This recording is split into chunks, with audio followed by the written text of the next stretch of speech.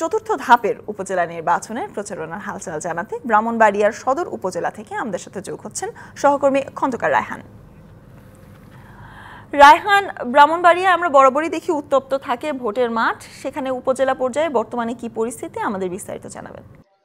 স্বর্ণা, আমি এখন আছি ব্রাহ্মণবাড়িয়া সদর উপজেলায়। আপনি জানেন ব্রাহ্মণবাড়িয়া চতুর্থ ধাপে 3টি উপজেলা পরিষদ আগামী 5 জুন নির্বাচন অনুষ্ঠিত হবে। সেই লক্ষ্যে আমরা আজকে সকাল থেকেই দেখছি ব্রাহ্মণবাড়িয়া সদর উপজেলায় ব্যাপক নেতাকর্মী নিয়ে আনারস প্রতীকে যিনি এই উপজেলায় নির্বাচন করছেন জেলা ছাত্রলীগের সাধারণ সম্পাদক জনাব সাদাত হোসেন শোভন, তিনি আমরা দেখছি যে ব্রাহ্মণবাড়িয়া সদর উপজেলার বেশ কয়েকটি এলাকায় তিনি শেষ মুহূর্তের গণসংযোগ প্রচারণা চালিয়ে যাচ্ছেন।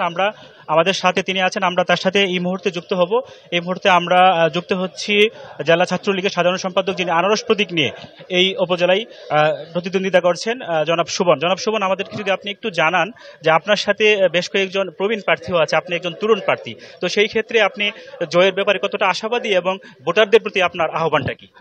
ধন্যবাদ।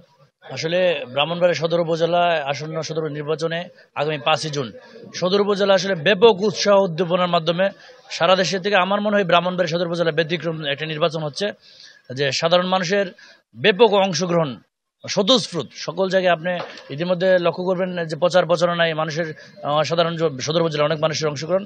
আমি শতভাগ জয়ের ব্যাপারে আশাবাদী এবং বিশেষ করে তরুণদের মধ্যে যে উৎসাহ উদ্দীপনার নির্বাচনকে নিয়ে এটা আসলে একটা আলাদা হয়ে দাঁড়াচ্ছে, মানুষের উৎসবের মতন হয়ে দাঁড়িয়েছে।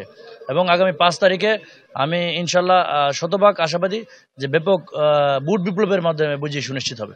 তরুণ ভোটারদের প্রতি আপনার আহ্বানটা কি থাকবে, যেহেতু আপনি একজন তরুণ প্রার্থী হিসেবে? আমি তরুণ ভোটারদের বলতে আমি ব্রাহ্মণবাড়িয়া সদর উপজেলার সকল ভোটারদেরকে আহ্বান করব আগামী 5 তারিখে ভোট কেন্দ্রে আসার জন্য, সদর উপজেলা মানুষের একটি আস্থার জায়গা তৈরি করার জন্য আগামী 5 তারিখে আনারস প্রতীকে ভোট দেওয়ার জন্য।